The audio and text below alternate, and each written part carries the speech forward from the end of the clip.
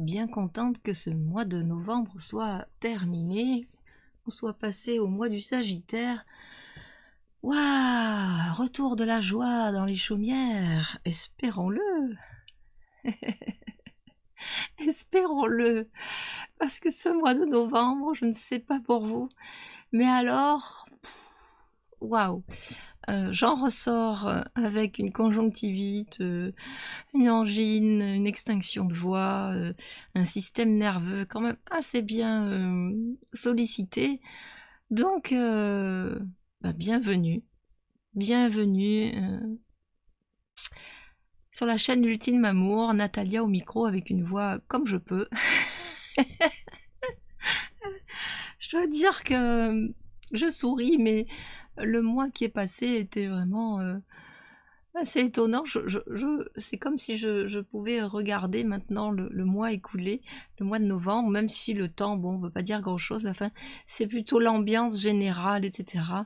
Et là, je dois dire que je ne sais pas comment on est sorti J'ai vraiment eu la sensation d'un cyclone, alors même si vraiment ça m'a demandé, en ce qui me concerne, de rester vraiment dans l'œil du cyclone. Ça m'a demandé quand même ouais, une sorte d'effort, une sorte de tension quand même, à essayer de ne pas me laisser embarquer par des choses. Et il y a eu des choses difficiles, notamment la perte du meilleur ami de mon fils dans un accident de moto, donc quelque chose d'assez violent, et qui m'a beaucoup, beaucoup, beaucoup touchée, et qui a touché énormément de gens, énormément de personnes, parce que c'était vraiment un jeune homme extraordinaire, plein d'amour, plein de vie, voilà. Et cela m'a fait beaucoup, beaucoup, beaucoup, beaucoup, beaucoup réfléchir et entrer en introspection et aller voir des choses justement qui me font mettre ce titre par-delà notre condition humaine, notre nature véritable. Eh bien oui, ce dont j'avais envie aujourd'hui, enfin le sujet que j'avais envie d'aborder et que je trouve vraiment fondamental, c'est que au-delà de notre condition humaine, et je dis bien condition parce qu'il y a c'est vraiment au conditionnel, c'est vraiment une condition dans laquelle nous nous trouvons, qui font que, pas plus tard qu'il y a 15 jours, j'ai posté cette vidéo « Je ne suis pas du monde, je ne suis pas de ce monde », et donc je vous invite à aller la voir, l'écouter si ce n'est pas fait, parce que c'est vraiment un témoignage que j'apporte, et je continuerai dans ce sens-là d'apporter mon témoignage, qui est relatif à ce que je sens, à ce que je goûte, à ce que je vois, à ce qui voilà, je suis amenée à prendre conscience tout au long de ce cheminement intérieur d'éveil cellulaire au Christ. Et donc effectivement, ce moi bousculant et tout ce qui est vu il se passe comme ça des choses turbulentes, des choses éprouvantes comme le décès d'être cher ou de l'entourage, cette violence quand même qui a été, je trouve, assez marquante. Voilà, autant dans l'atmosphère, dans les énergies, c'est un mois très transformateur, ce mois de novembre. Pluton est rentré dans le Verseau, ça y est, donc ça vient vraiment descendre dans nos profondeurs, vraiment ça vient nous bousculer, et l'idée c'est de rester vraiment dans l'œil du cyclone pour ne pas être ballotté et être mis dans tous nos états. Donc cependant, en ce qui me concerne, ben oui, j'ai été affectée, et physiquement, puisque vous entendez ma voix qui est un peu fluctuante, et puis au niveau nerveux, c'est-à-dire du système nerveux qui est très très sollicité en ce moment, ça fait un moment, mais là j'ai l'impression que oui, c'est comme un œil du cyclone, on rentre vraiment dans quelque chose d'assez cyclonique, de très tumultueux, et en même temps, ça nous demande vraiment de rester centré, de revenir à ce que je dis tout le temps, revenir au cœur, revenir vraiment à écouter notre voix intérieure, à écouter nos rythmes aussi, puisque nous entrons dans l'hiver, à écouter notre rythme intérieur, à écouter notre voix, notre petite voix, à pas se laisser happer par tous ces événements chaotiques extérieurs qui pourraient nous amener à vivre des choses que nous ne souhaitons pas. Donc le but, c'est vraiment de nous renforcer, non pas au niveau de notre condition humaine, mais au niveau de l'être véritable. Alors, la condition humaine, ben, déjà le mot condition, donc quelque chose est sous forme de condition, c'est conditionné. Quand quelque chose est conditionné, c'est comme si c'était un peu dans des paquets, dans des boîtes, dans des étiquettes, tout est comme ça, assez cloisonné, assez... moi, ça m'étrique quand je sens condition humaine, je sais pas pour vous, mais en tout cas pour moi, ça me contracte. Donc il y a une contraction quelque part de cette condition humaine qui est ce qu'elle est aujourd'hui, qui a traversé les siècles, des siècles de croyances, des siècles de conditionnement, et aujourd'hui, tous ces, justement, ces conditionnements qui sont comme des boîtes, des croyances dans lesquelles on est enfermé. Et ben aujourd'hui, tout ça est en train de voler en éclats, un douce cyclone qui fait voler en éclats ben, toutes ces structures sur lesquelles nous avons vécu et qui n'ont plus lieu d'être parce que, ben, pour moi, à mon avis, vu le balayage qu'il y a, c'est vraiment pas pour garder grand chose. Je veux dire, on appelle le nouveau, vraiment. Mais le nouveau, il vient parce que on le désire aussi. Donc, je comprends aussi la peur, je comprends aussi les attachements à rester dans des conditionnements, dans des façons de penser, de fonctionner, d'agir, de réagir. Je crois que c'était des formes de socle, de structures sur lesquelles nous sommes construits, moi y compris, puisque effectivement, par exemple, en ce qui me concerne, le rejet, et comme je le disais dans d'autres vidéos, le rejet concerne, je pense, l'humanité tout entière, d'une manière anecdotique ou traumatique, peu importe, mais en tout cas, on a tous été sujets au rejet. Et je pense que je vais approfondir un petit peu parce que cette histoire du rejet, et je parle pas de blessure, je vais parler vraiment d'histoire. Nous avons tous une histoire liée au rejet, soit de rejeter, soit d'avoir été rejeté. Mais finalement, c'est la même chose, c'est qu'est-ce que je rejette profondément. Et généralement, par rapport à toutes ces conditions, tous ces conditionnements dans lesquels nous avons grandi, ces conditionnements rejettent fondamentalement quelque chose. Ça rejette quelque chose de profondément vrai au fond de nous. Ça demande aussi de nous éloigner de ce qui est fondamentalement bon, beau et vrai au fond de nous, cet être véritable. Alors ces conditionnements liés au rejet, pour moi ça a été ces 2 derniers mois un vrai sujet, puisque ben, déjà le fil conducteur de mes expériences ou des traumatismes liés à l'enfance, et ça nous en avons tous plus ou moins, ont été, en ce qui me concerne, reliés au rejet. Donc dès l'âge de 3 ans, où je jouais avec de l'argent. Alors, je vais raconter l'anecdote parce qu'elle est mignonne comme tout. Enfin, elle est mignonne. Moi, maintenant, je la vois du côté mignonne parce que j'ai dépassé, c'est-à-dire que le rejet n'est plus un sujet, vraiment, mais c'est parce qu'il a été vu qu'il n'est plus un sujet. Mais tant qu'on ne va pas regarder, ça reste comme dans des conditionnements, des constructions, des façons de fonctionner qui fait que ben, la vie se cale exactement sur ce qu'on vibre finalement. Donc je vibrais ce rejet. Alors à l'âge de 3 ans, qu'est-ce qui s'est passé? J'étais au supermarché de l'époque avec ma mère, et mes parents étant commerçants, j'avais l'habitude de jouer avec l'argent dans la caisse. Quoi de plus naturel, tout simplement. Et effectivement, au moment de passage à la caisse, je m'en vais voir une autre caisse il n'y avait pas de caissière, et il n'y avait pas de souci pour prendre l'argent. Je pense que ça devait être plus ou moins ouvert, je sais pas exactement, je m'en souviens plus, mais toujours est-il que j'ai pris l'argent, que j'ai mis dans mes poches. Donc des petites pièces de 1 centime de franc, vous imaginez la fortune.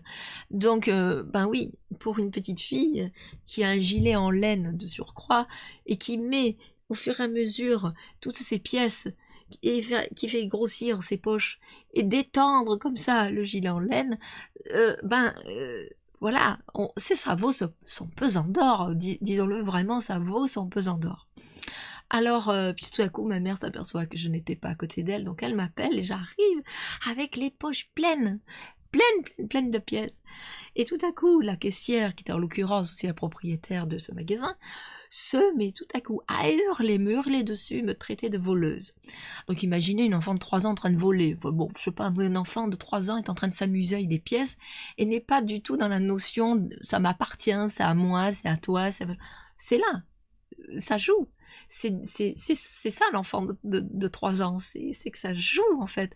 Il y a un trésor en fait, il y a un très beau trésor et elle en a plein les poches et puis plein les mains, c'est un jeu quoi en fait. Donc ma mère sourit et dit à la dame, enfin madame, non elle le vole pas, elle s'amuse avec, etc. Mais bon, l'autre n'a pas voulu, n'a rien voulu savoir, a fait figure d'une espèce d'autorité castratrice, messou, et donc a vociféré tout ce qu'elle pouvait sur moi. Et je pense que ce n'est pas tant d'avoir rendu l'argent, enfin les pièces évidemment, que d'avoir vécu ce moment vraiment où j'ai eu très très peur finalement. J'ai eu très très peur. Et en fait, ça veut dire quoi? Quand on a eu très peur parce que quelqu'un finalement vous menace et vous hurle dessus, qu'est-ce que vous faites? Vous vous dites, oh là là, effectivement, j'ai fait quelque chose certainement de mal, hein, l'enfant, hein, et c'est lié effectivement à ce que j'ai dans les poches. Donc, je vous laisse voir un petit peu qu'est-ce qui se construit là-dessus en termes de, waouh, si j'ai de l'argent, je me fais laminer en fait. Si je m'amuse à jouer avec de l'argent, c'est voilà.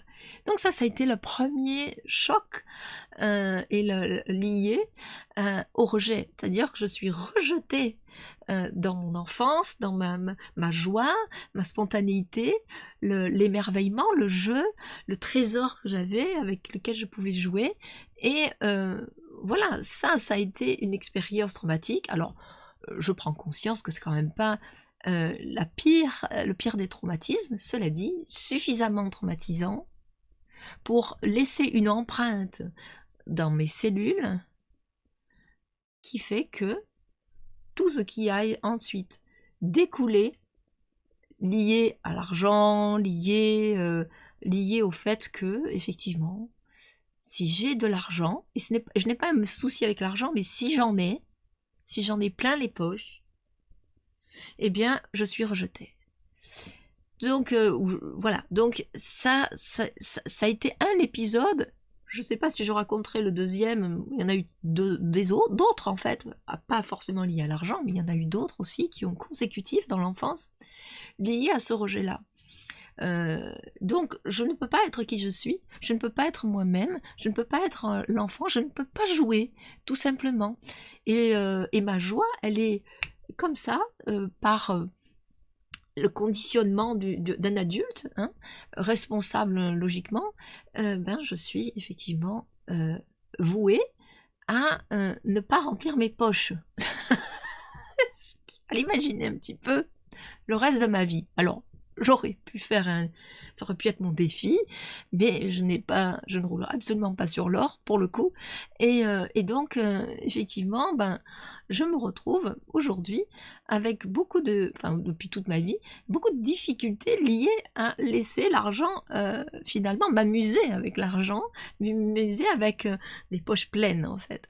Donc j'ai des mains en or, je sais faire plein de choses de mes mains, mais par contre, effectivement, avoir des poches pleines avec un gilet qui pendouille, parce que c'est plein de pièces, eh bien, ce n'est pas le cas. Donc, vous me direz, oui, bon d'accord, t'es pas la seule comme ça. Mais bien sûr, je sais que je suis pas la seule. Moi, je vous témoigne effectivement de ce que j'ai vécu et de cette expérience-là du rejet. Donc, et qui a mis en place, par le biais de cette empreinte émotionnelle très forte d'avoir quelqu'un qui m'a hurlé dessus, et donc d'avoir senti certainement l'idée, ou d'avoir l'émotion a fait jaillir certainement l'idée d'une faute ou d'une erreur, quelque chose qu'il ne faut pas faire, et qui donc m'a pas permis de continuer à jouer avec liberté, spontanéité, avec l'idée de l'argent. Alors on reste attaché sur un fonctionnement pour essayer de se préserver, évidemment, parce que l'idée, c'est que je me suis protégée de toute éventualité où ça pourrait recommencer, c'est-à-dire vivre, sentir en moi une émotion trop intense de peur par le rejet. Donc par l'agression finalement verbale d'une figure d'autorité de l'époque. Alors évidemment, en plus, c'était l'époque d'aujourd'hui, c'était les années 70, donc évidemment, c'est encore une autre, je dirais une autre empreinte encore plus forte sur la possession, ça m'appartient, ça c'est à moi, tatitata. Bon, ça veut pas dire qu'il y en ait plus aujourd'hui, mais peut-être qu'il y a un peu plus de, de mou, je ne sais pas, mais en tout cas à l'époque c'est beaucoup plus rigide. Donc voilà, donc pourquoi j'explique ça? Parce que, enfin en tout cas j'en témoigne, parce que effectivement cette histoire de rejet laisse une empreinte, et ces empreintes ce sont effectivement des mémoires comme ça qui se figent un petit peu dans notre corps, c'est une mémoire émotionnelle et qui fait que on va établir tout un système de croyances, de fonctionnement, de pensée, etc. Pour justement protéger ce qu'on a de plus cher. Qu'est-ce qu'on a de plus cher? Eh bien, évidemment, c'est pas l'argent. Évidemment, c'est ce que nous sommes, c'est notre nature véritable. Et un enfant de 3 ans, c'est vraiment la joie, c'est vraiment la spontanéité, c'est la capacité de découverte, d'émerveillement. Je vous laisse imaginer un seul instant, parce que, évidemment, c'est venu en même temps que je voyais tout ce mécanisme du rejet, mais ce qui est venu en même temps, c'est imaginons un seul instant que cette femme qui me voit arriver avec les poches pleines se penche vers moi et me dit « Mais qu'as-tu dans les poches ?» Et là, avec la grande fierté d'une enfant, elle montre les pièces, j'ai un trésor, j'ai quelque chose. Imaginons que cette femme vraiment la regarde, lui dit « Ouh, mais alors, avec toutes les courses qui sont là, tu vas pouvoir peut-être payer les courses avec maman. » Et si on jouait à la marchande, elle aurait pu très bien me dire, se mettre aussi à jouer avec moi, et voilà, à construire comme ça, spontanément elle aussi, dans la joie, un jeu où effectivement elle va m'apprendre à jouer avec l'argent, au jeu de la marchande. Alors je précise, je fais une parenthèse, moi le jeu de la marchande ça n'a jamais été mon truc. Et pour cause. Mais là, imaginons cette scène où elle m'apprend finalement, puis on joue ensemble, etc. Et au fur et à mesure, effectivement, c'est un jeu, et cet argent, c'est de toute façon le sien, il n'y a pas de souci. Enfin, le sien, c'est le nôtre, en fait. Il y a plus d'attachement, en fait, ni d'un côté, ni de l'autre, et on s'amuse ensemble. Imaginez quel aurait été mon lien au fait d'avoir de l'argent dans les poches. Ça aurait été tout autre. Ce que je veux dire, c'est que nous avons toujours le choix en tant qu'adultes, de choisir le jeu ou de choisir la peur, de choisir de se sentir agressé ou spolié ou démuni de quelque chose. La prochaine vidéo, ça va parler, justement, je parlerai de l'argent. Il y a quelque chose de très très fort là, que j'ai senti profondément et que je vous partagerai. Mais voilà, alors cette femme s'est sentie agressée par une enfant de 3 ans. On peut quand même le faire. Mais voilà, on imagine un autre scénario. Alors ça aurait été peut-être dans un monde plus ouvert. Je pense que des situations comme ça doit en exister. Hein. J'en ai pas connu des tonnes, je dois vous le dire. Mais en l'occurrence, c'est ce qui est venu, c'est ce qui est monté. Je me suis dit, mais oui, si cette femme avait pris le temps de jouer avec moi quelques instants, même 5 minutes, qu'est-ce que ça aurait donné pour le reste de ma vie? Pourquoi je m'en suis pas rendu compte plus tôt, par exemple? Bon, je ne sais pas, c'est arrivé là, à cette époque-ci, à notre époque là, maintenant, où on est en train de lever des pans, des voiles entiers, de déchirer des voiles entiers de conditionnement. Donc évidemment, là pour le coup, c'est un conditionnement, alors en plus lié à d'autres épisodes dans ma vie, ça a été vraiment, un moment où j'ai pu embrasser cette petite fille, cet enfant de lumière, cet enfant de lumière qui vient jouer le jeu dans la forme, dans la manifestation terrestre, avec ses codes plus ou moins étonnants, plus ou moins incompréhensibles, mais l'argent étant un code lui aussi, euh, qui pour moi a été utile, mais là je pense que dans la prochaine vidéo je dirai, mais qui n'est qui perd son utilité, et vous comprendrez pourquoi. Mais là, je veux rester focus vraiment sur l'histoire du rejet. Donc mon invitation, c'est que en cette période-là où vraiment on vient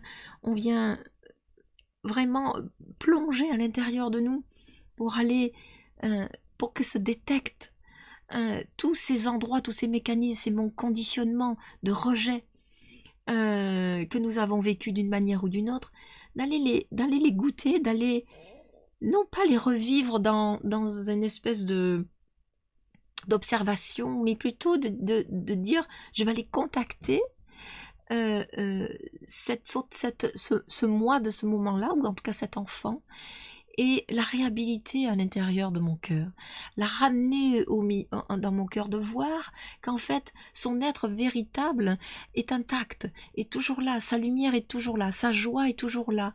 Elle a été, il y a eu un épisode où elle a été touchée, meurtrie, traumatisée par un adulte qui n'a pas su se mettre à son niveau. Et je pense que ça a mis en place tout je dirais, une organisation de pensée, de mécanismes qui ont fait que par la suite, j'ai fait en sorte, d'une certaine manière, que le rejet, ça soit presque quelque chose de normal, ça soit quelque chose qui fasse partie de moi, mais de manière inconsciente. Donc, ce que j'ai vécu par la suite, que ça soit dans les relations, que ça soit dans les relations amicales, professionnelles, que ça soit lié à l'argent aussi, effectivement, tout ça a amené au fait que le rejet était toujours d'une manière présente. Et j'arrivais à un point à me dire, mais je comprends pas, mais qu'est-ce qui se passe? Est-ce que je suis quelqu'un avec un mauvais caractère, avec un foutu caractère à ce point-là? Mais en même temps, ce caractère, il s'est forgé sur ces traumatismes, il s'est forgé sur ces expériences de rejet. Donc, ce n'est pas de notre faute, ce n'est pas de ma faute, mais à un moment donné, de ma responsabilité, que de voir les épisodes de rejet, et comment ces épisodes reliés les uns aux autres m'ont permis de voir, parce que j'ai demandé à voir, j'ai demandé montre-moi Christ, montre-moi ce que j'ai besoin de voir là-dedans, pour aller renverser, tout en contactant l'être véritable, l'enfant qui est amour, de recontacter ça, parce que cet enfant il est toujours intact, mais des conditionnements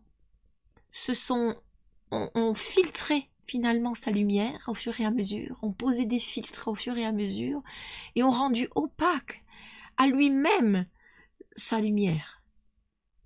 Et donc tout le reste de sa vie, il s'agit de quelque part de se battre avec soi-même, quelque part de se battre aussi avec l'extérieur, pour essayer d'être accepté, pour essayer de s'accepter, tant bien que mal. Et ça déclare un caractère, une façon de fonctionner, où justement on va continuer à être jugé, à se juger soi.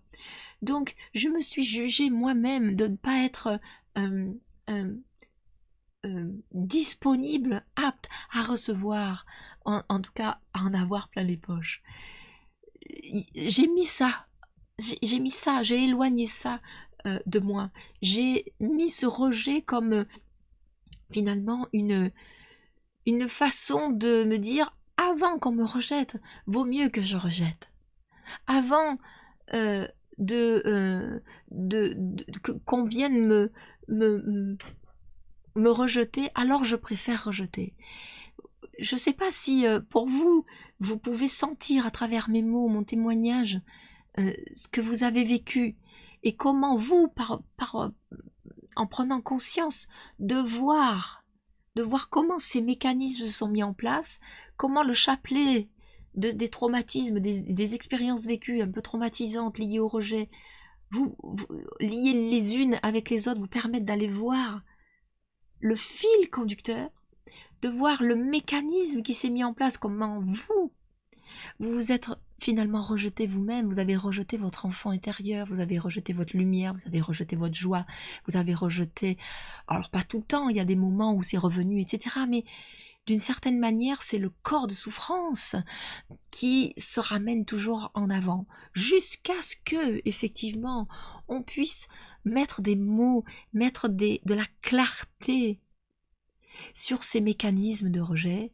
sur ce rejet, pour justement voir depuis l'amour, voir depuis l'enfant que l'amour est intact, que l'être véritable est immuable, est intouché, est intact lui aussi.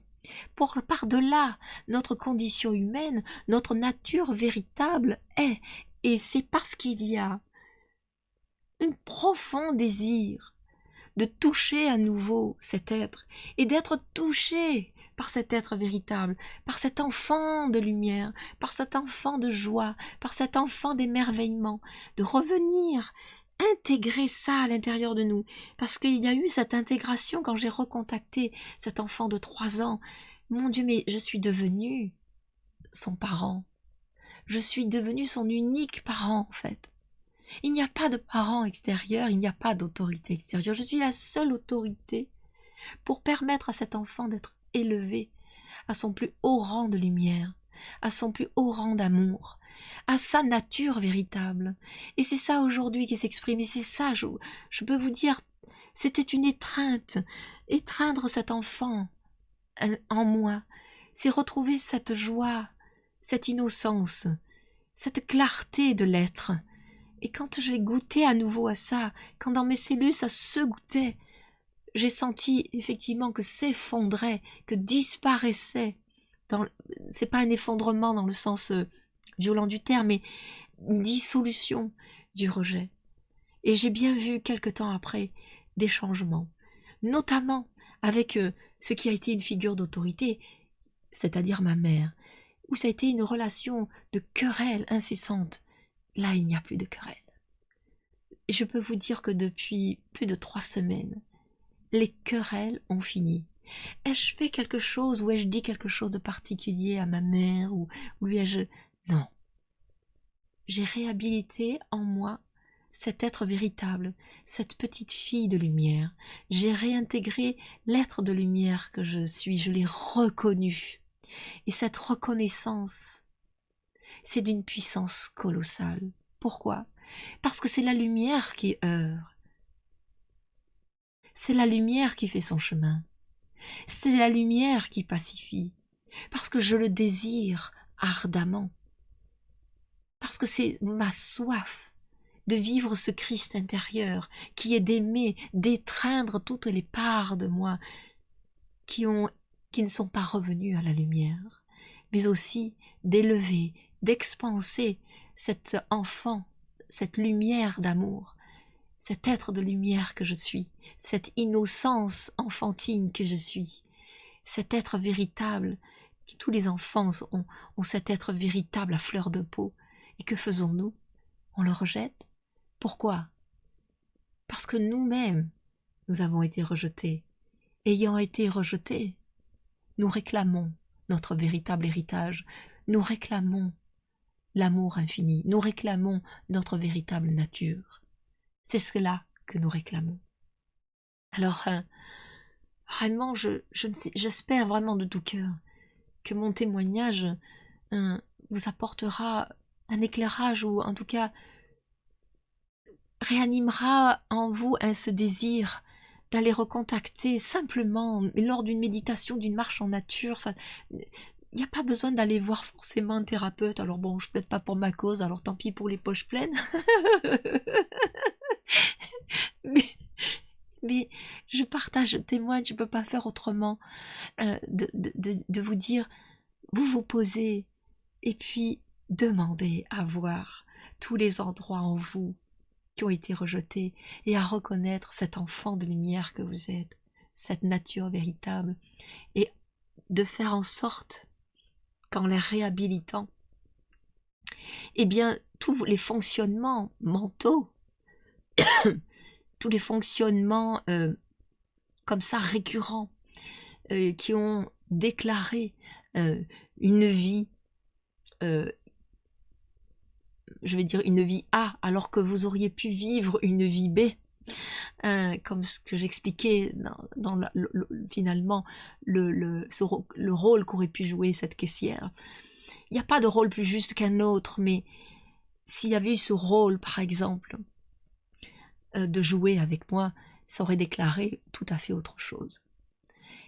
Et j'en reviens toujours à la puissance de notre choix, la puissance du fait que nous sommes des choisissants, que nous sommes des créateurs de vie, de réalité, et que l'adulte, lorsqu'il est conscient de ses propres mécanismes et qu'il reconnaît ce qu'il est et qu'il fait ce retournement, justement, c'est un accouchement, hein. Je crois que le mois de novembre, nous vivons en ce moment un accouchement, nous sommes vraiment dans le passage là, ce col, ce passage très étroit où effectivement c'est pas confortable, mais nous vivons cela pour reconnaître enfin notre véritable nature et réintégrer ce que nous sommes, nous souvenir de ce que nous sommes, de cette nature véritable, cette nature d'être de lumière, de cette nature spirituelle. Dans la forme, imaginons aujourd'hui que vous vous rendiez compte, vous reconnaissiez cet être véritable, vous le touchez, vous commencez à le goûter, et cela en même temps éclaire toutes les parties de vous. Encore dans l'obscurité du rejet, dans l'obscurité de l'abandon, dans l'obscurité de l'humiliation, dans l'obscurité de la violence des figures d'autorité de ce monde, et que, en réintégrant cet être-là, en l'aimant depuis la profondeur de votre cœur, eh bien ça se dissout, cette obscurité se dissout, et un nouvel être commence à poindre, un nouvel être qui a d'autres relations maintenant, et qui n'a rien fait de spécial pour ça, mais qui a juste eu soif de recouvrer la vérité. Et la vérité nous rend libres. Ça, c'est la parole de Yeshua. La vérité seule nous rend libres. La vérité, c'est l'amour. C'est là où je mets un regard d'amour, là où je mets un regard de vérité, en étreignant ce que je suis profondément, l'être véritable, ma nature véritable, qui me permet de voir toutes les conditions, tout le conditionnement de mon humanité, que je peux enfin embrasser totalement, étreindre de cet amour, pour laisser naître un nouvel être. Voilà ce que j'avais envie de partager avec vous. La prochaine vidéo, ça sera vraiment sur l'argent, parce que, évidemment, je ne cesse pas de demander à voir, parce que des zones obscures, bien sûr qu'il y en a de moins en moins, mais il y en a encore. Et d'aller les regarder avec vraiment l'innocence de l'enfant. Soyez comme des tout petits enfants, allez demander à voir, allez découvrir. Même si c'est des traumatismes très difficiles, mais je vous assure, nous avons une capacité de résilience et une capacité d'acceptation et une capacité, c'est au-delà de pardon, hein, c'est une capacité de bénir et de demander la grâce divine, pour nous et pour les autres. Aujourd'hui, je parle de cet épisode à l'âge de 3 ans, mais ça me fait rire, ça me fait sourire. ça n'a plus de conséquences, c'est terminé. Et vraiment, c'est ce que je souhaite à chacun de vous, que cela tombe suffisamment pour que ça soit terminé, que ça ne soit plus un sujet. C'est le sujet de la vidéo, mais parce que le témoignage que je porte aujourd'hui, c'est un miracle, et le miracle, c'est aussi notre nature. Le miracle consiste justement à recevoir la lumière, à nous ouvrir pleinement à cet être de lumière en nous reliant à notre enfant, cet enfant de 2, 3 ans, de 0, de 1, 2 ans, 3 ans, 4 ans, 5 ans, 6 ans, 7 ans. Mais cette enfance, c'est notre socle. Et lorsqu'on revient et qu'on revient le contacter et qu'on prend soin de cet enfant, vraiment, en le reconnaissant pour sa lumière, alors, je vous assure, il s'agit de nous ouvrir à recevoir le miracle. Aujourd'hui, la relation avec ma mère est pacifiée. Pourtant, ce n'est pas elle qui, entre guillemets, m'a traumatisée, mais par contre, elle a participé au rejet d'une certaine manière, et c'est parce que je laissais toute la place à ce qu'elle me rejette, à me critique et me juge. Aujourd'hui, tout ça est tombé, parce que avec le rejet tombent les jugements. Et je pense que il y a quelque chose aussi dans la prochaine vidéo où je parlerai des jugements. Notre capacité dans la condition humaine, y compris des jugements. Donc dans le rejet, c'est comment je me juge, qu'est-ce que je juge en moi, qu'est-ce que je juge chez l'autre, et comment je suis jugée. Donc c'est toujours une histoire de regard, c'est comment je porte le regard. Et quand je porte un regard de reconnaissance, c'est là où les choses changent. J'amène ce regard de reconnaissance, ce regard de guérison, ce regard de guérison par la bénédiction, c'est-à-dire par l'amour, tout simplement. Alors, ce que je peux demander pour cette nouvelle lune, c'est que chacun d'entre nous puisse recouvrer ce regard de guérison et de bénédiction, ce regard d'amour sur l'enfant qu'il est et sur sa nature véritable. C'est vraiment relié à l'enfance. Je trouve que l'enfant, le petit enfant, Yeshua le dit merveilleusement, c'est vraiment notre point d'ancrage. C'est un point d'ancrage sur lequel vraiment nous pouvons laisser se dissoudre tous les endroits qui ont soif d'amour. Parce que notre plus grande demande est une demande d'amour. Et le rejet, c'est en fait une demande d'amour déguisée. Je vous remercie infiniment de m'avoir suivi et merci pour voilà, d'être là, tout simplement, d'écouter mon témoignage. Et puis, j'espère vraiment que 2025 nous verra nous réunir en présentiel. Je le souhaiterais vraiment. Je n'ai pas de lieu, je ne sais pas, mais je le pose aussi comme une intention pour cette nouvelle lune, pour colorer 2025, que on puisse vivre cette étreinte d'amour, de l'ultime amour, en présentiel, que nous puissions ouvrir des assemblées dans lesquelles nous pouvons venir déposer tous ces endroits qui ont besoin de lumière et de construire, évidemment, de créer le nouveau monde en étant un nouvel être. Merci infiniment et je vous dis à très vite pour une prochaine vidéo sur l'argent. Et cela dit, prenez soin de vous, posez ces intentions pour cette nouvelle lune en Sagittaire. Et il y a quelque chose d'un petit peu plus joyeux. C'est une découverte, c'est aussi le voyage intérieur, voyage spirituel. Le Sagittaire est un beau signe de feu aussi qui nous permet peut-être de faire la lumière dans un voyage intérieur et puis évidemment dans ce temps de Noël de revenir à la simplicité. Revenir à la simplicité. Voilà ce que j'ai envie de vous souhaiter pour ce mois de décembre qui commence et je vous dis à très très vite.